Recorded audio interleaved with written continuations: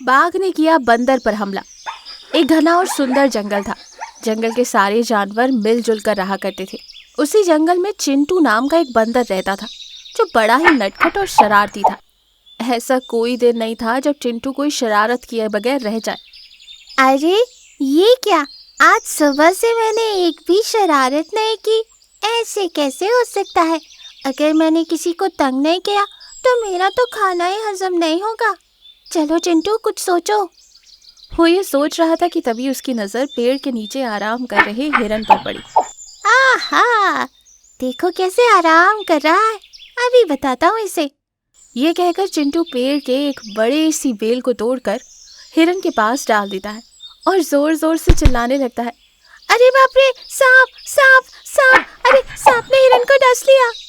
यह सुनते ही हिरन एकदम से नींद से जाग जाती है और पेड़ की बेल को देखकर सचमुच सांप समझकर डर जाती है और भागने लगती है। अरे बाप रे, सांप ने मुझे डस लिया। हाँ, मुझे कौन बचाएगा? बचाओ बचाओ!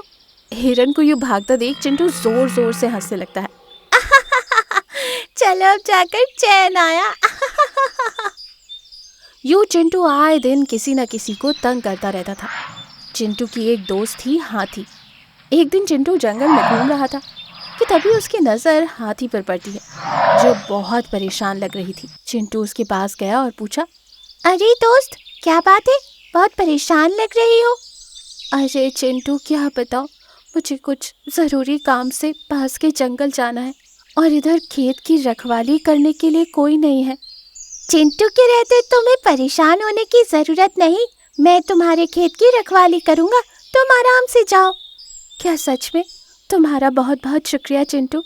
वैसे चिंटू, तुम ना खेत में हमेशा सतर्क रहना। वो दुष्ट बाघ चोरी छुपे मेरे खेत में आता है और गन्ने चुरा कर ले जाता है। अगर वो आ गया तो तुम जोर से चिल्लाना। आसपास में जो मेरे साथी है ना, वो आकर तुम्हारी मदद करेंगे। ठीक है, तुम चिंता मत करो, आराम से जाओ, मैं संभाल लूँगा। हाथी वहाँ से चली जाती है। इधर चिंटू खेत की रखवाली कर रहा था। काफ़ी देर हो जाती है। चिंटू थोड़ी ना चुप बैठने वाला था। उसके मन में एक शैतान सूझता है। अरे ये तो मैंने सोचा ही नहीं, चलो एक बार आजमा कर तो देखूं। ये सोचकर चिंटू जोर जोर से चिल्लाने लगता है, अरे दोस्तों जल्दी आओ, बाघ आ गया, बाघ आ गया! अरे कोई तो जल्दी आओ! जैसे ही हाथियों की झुंड ने चिंटू की आवाज़ सुनी, वो उसकी मदद करने के लिए भागे भागे आए। अरे चिंटू, घबराओ नहीं, हम आ गए हैं। कहाँ है बाघ, कहाँ है? चिंटू, तुम ठीक हो ना? बताओ, वो दुष्ट कहाँ है? उन दोनों की बात सुनकर चिंटू जोर से हंसते हुए कहता है, देखो, बुरा ना मानना, मैं तो बस देखना चाहता था कि अगर सच में बाघ आ गया तो तुम लोग मेरी मदद के लिए आओगे या नहीं। अरे चिंटू, ये कैसी शरारत है? ऐसा मजाक दोबारा मत करना, समझे? ये कहकर हाथियों का झुंड गुस्से से वहां से चला जाता है। चिंटू जोर जोर से हंसते हुए कहता है, आज तो बड़ा मजा आया। रात का वक्त होता है। चिंटू अपने मन में कहता है, अरे अब तो रात हो गई, अगर सच में बाघ आ गया और मैं चिल्लाने लगा तो क्या हाथियों का झुंड मुझे बचाने आएगा? एक बार फिर से चिल्लाकर देख लेता हूँ। ये कहकर चिंटू फिर से चिल्लाने लगता है। चिंटू की आवाज़ सुनकर हाथी के झुंड में से एक हाथी कहती है, लगता है चिंटू फिर से शरारत कर रहा है। अरे नहीं, रात का समय है और ऐसा भी तो हो सकता है कि वाकई बाघ आ गया हो। हमें उसकी मदद करनी चाहिए, चलो चले। हाथियों का झुंड भागा भागा वहाँ फिर आता है। अरे चिंटू, कहाँ है वो दुष्ट बाघ?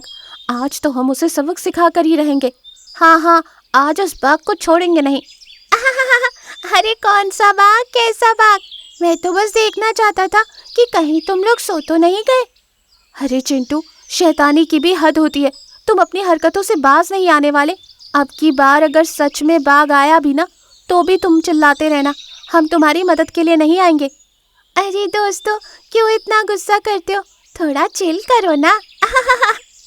यूं चिंटू हंसते हंसते लोटपोट हो रहा था। ये देखकर हाथियों का झुंड गुस्से में वहां से चले गए। कुछ देर बाद सच में बाघ आया। बाघ को देख चिंटू डर के मारे चिल्लाने लगा, अरे जल्दी आओ, बाघ आ गया, बाघ आ गया! हाथी के झुंड में से एक हाथी बोला, अरे इस चिंटू ने तो नाक में दम कर रखा। जब देखो तब बाघ आ गया, बाघ आ गया कहकर चिल्लाता रहता है, नालायक कहीं का। अब तो हम नहीं जाने वाले। हाँ सही कहा, अब हम कहीं नहीं जाएंगे। इधर चिंटू, अरे दोस्तों मेरी बात का यकीन करो, मेरी मदद करो, सच में भाग आया है। अरे वाह, क्या बात है, ये तो एक तीर से दो शिकार हो रहे। सोचता हूँ गन्ने चुरा कर ले जाऊंगा, पर यहाँ तो बंदर का मांस भी खाने को मिल रहा है। अरे नहीं नहीं, अरे कोई तो मेरी मदद करो। बाघ चिंटू पर हमला करने ही वाला था कि चिंटू की दोस्त वहां आ जाती है और जोर से चिल्लाती है। हाथी की आवाज सुनकर सारा झुंड वहां इकट्ठा हो जाता है। हाथियों के झुंड को देखकर बाघ वहां से दुम दबाकर भाग जाता है। चिंटू को अपनी गलती का एहसास होता है। देखा चिंटू, तुम्हारी शरारतों की वजह से आज तुम्हारी जान जाते जाते बची। झूठ बोलने से दूसरों का कुछ नहीं बिगड़ता, लेकिन तुम्हारा ही नुकसान होता है। चिंटू हाथियों के झुंड से माफी मांगता है और उस दिन से सबको परेशान करना बंद कर देता है। बंदर वाटरमेलन चोर की कहानी। जंगल में भालू का एक तरबूज का खेत था। भालू के खेत के तरबूज बहुत ही मीठे थे।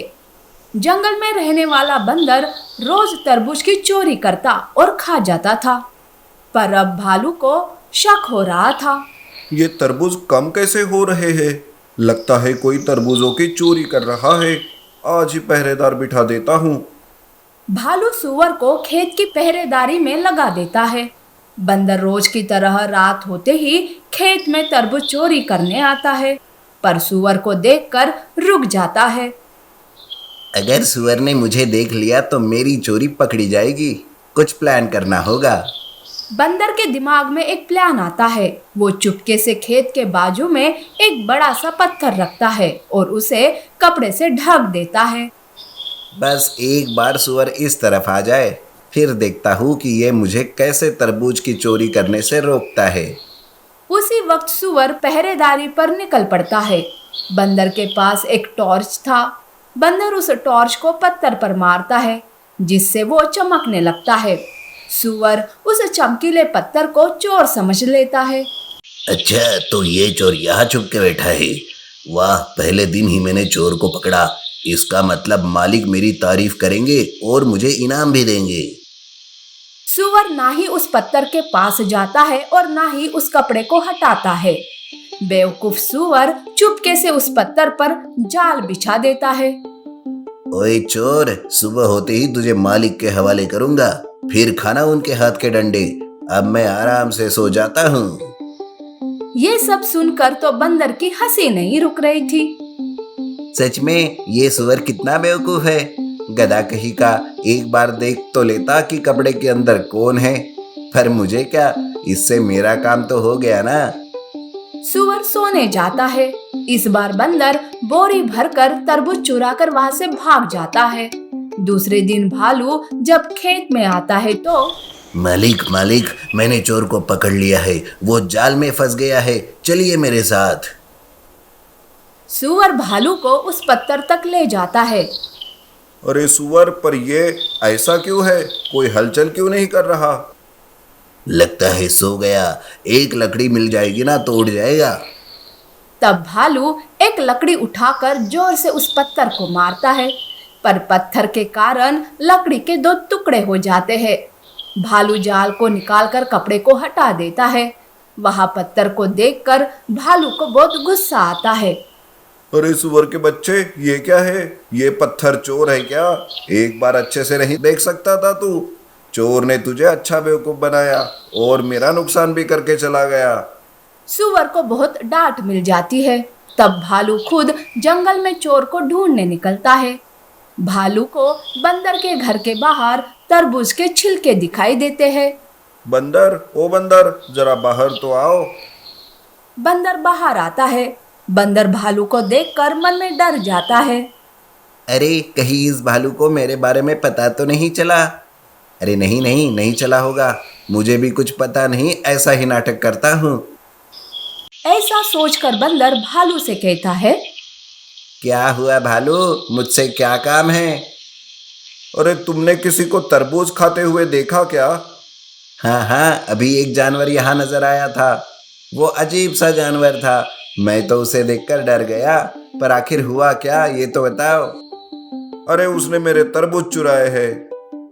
अच्छा, पर जाने दो भालू जी, अब हम कर क्या सकते हैं? भूल जाइए, क्योंकि वो जानवर खतरनाक है। उसे पकड़ने जाओगे तो खामखा जान से हाथ धोना पड़ेगा। भालू बंदर से बात करके चला जाता है तो बंदर राहत की सांस लेता है। अच्छा हुआ सही समय पर मैंने खतरनाक जानवर का बहाना कर दिया। अब कितनी भी चोरी हो जाए, भालू कुछ नहीं करेगा। इधर भालू पूरे जंगल में बंदर ने बताए हुए खतरनाक जानवर के बारे में पूछताछ करता है, पर उसे ऐसे जानवर की खबर नहीं मिलती। तब वो सोचता है, अरे कहीं बंदर ही तो वो चोर नहीं हो सकता है, खुद को बचाने के लिए मुझसे झूठ बोल रहा हो। ठीक है, अब वो कोई भी हो, मैं आज उसे पकड़ के ही रहूंगा। भालू खेत में आता है। खेत में वो एक बड़ी सी लकड़ी लगाता है और वहाँ एक बड़ा सा तरबूज लगाता है।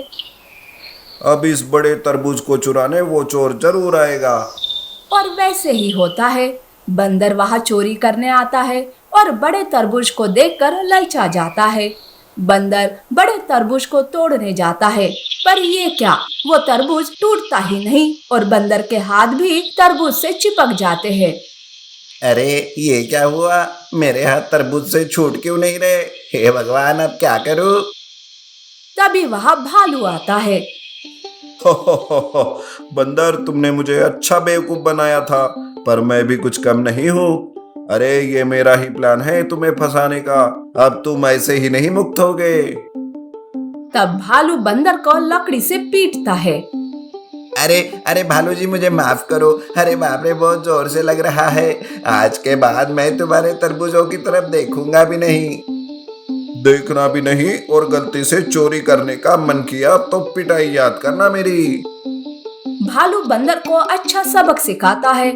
थोड़ी देर पिटाई करने के बाद भालू उस बड़े से तरबूज से बंदर को छुड़ाता है और बंदर वहां से दुम दबाकर भाग जाता है।